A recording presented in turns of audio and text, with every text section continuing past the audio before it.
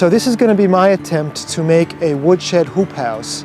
Now here's a good example of how I attached my purlins. I'd rather come out and deal with this on a rainy or snowy day as opposed to lifting the tarp off. And I'm pretty sure that the wood likes this better as well. I've got most of my wood in now, so you can kind of get a better feel for how much wood the shed is going to store. And you want to put that knot as far or as close to the hole as you can so you have some slack to pull in. What I did this year is I built a Holzhausen inside the shed.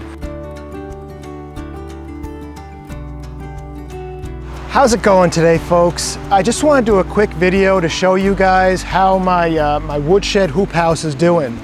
I think I've had it for like 3 years now, and this spring I did end up replacing the tarps on the top. I know I had some comments that said that these tarps aren't going to last very long, and God, as hard as it is to say, I'll admit that you guys were right. I don't know if the tarps are the best bet, because if you got 2 or 3 years out of the tarp, I'm pretty sure that's about all you can expect, because that thing is stretched tight and the sun is just beating down on it every day. For me, for maybe it was 50 bucks, I think we're okay for investing 15, 20 bucks a year to store the wood and have nice dry wood. All the wood you're looking at in there is at least 1.5 years, and I think some of it is actually 2 years seasoned. So any of you dedicated wood burners, I'm sure you're appreciating what a view you're seeing here, because I could probably take a match to every piece of wood in that pile to get it started. It is that dry. I wish I had a moisture meter. I'm still doing the Holzhausen inside the pile to keep things dry, and the top of the pile here, we're about 7 feet off the ground. When I'm building my Holzhausen now, if you take a look down the sides, this one, I'm not sure how much you can see, I actually try to make the sides a little more upright. So normally when you're doing a Holzhausen, you put your pieces of wood in so that there's always a slight angle inward. But what I'm doing now is if I have a piece of wood that's fatter, I'll actually put the fatter end on the inside so the angle's a little bit less and the side of that pile is more upright. I didn't learn that little trick until about halfway through the fill, so each time I get better. I did have to go out and pick up some new strings, so those are all new strings, and I did much better this time. You'll notice that this tarp is a little bit tighter. This tarp is a little bit tighter than the tarp over here. They're both perfectly fine, but the first tarp, I tied it off underneath too, whereas this one, I don't have any strings on these grommets here, pulling it that way. So here's, the anatomy of a Holzhausen. We've got our starter layer right down here. So at the bottom of the Holzhausen, if you take a look, there's my first row, and then I start with my pile kind of tilted a little bit. And then there's our first row where we're establishing our perimeter, and you can see how these pieces, maybe it doesn't show up on video, but these pieces really aren't very vertical.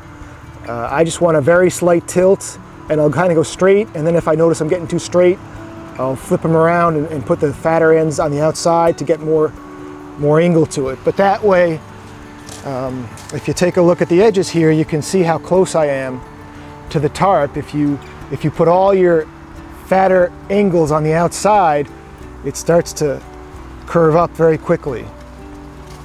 And the same thing over here, I don't know if you can take a look. Let me zoom in for you. Can you see how close to the top I am?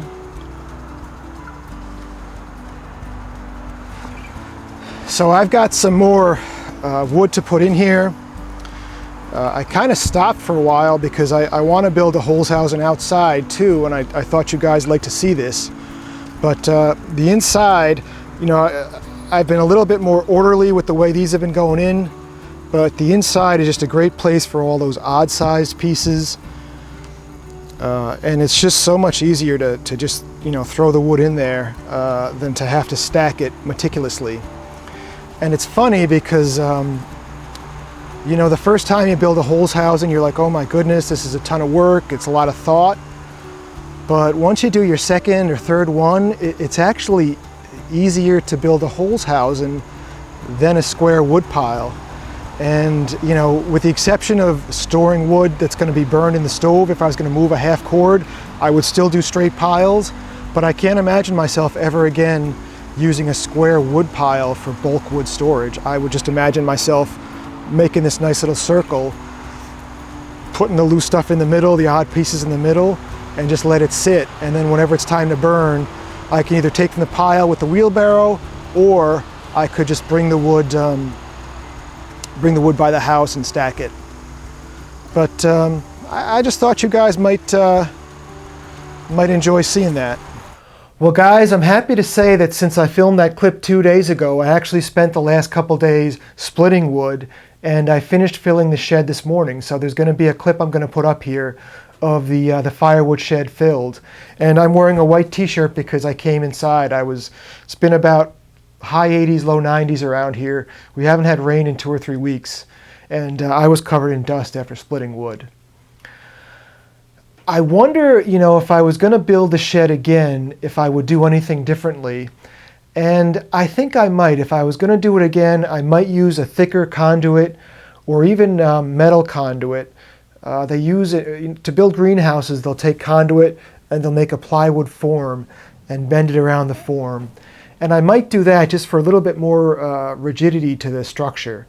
If we get 6 inches of wet snow, that top of that shed will squish down a good 5 or 6 inches, maybe 3 to 4. I've gone out there, and if you don't knock the snow off and there's enough heavy snow, or if you have repeated heavy storms that freeze, it squishes down and it could break. If you enjoyed the video today and you want to learn more about how to build a Holzhausen, one of my first few videos I built was how to build a Holzhausen. I'm going to put a link. It's going to be down over here. Just go ahead and click the iCard wherever it pops up. That's going to take you to that video. If you enjoyed this series, if you're new to finding my channel or my series, I'll put another iCard now that's going to take you to this video, which is going to be the process I went through to build my firewood shed hoop house. Thanks a lot for watching today, folks. I hope we will see you again soon, and have yourselves a wonderful day. Take care.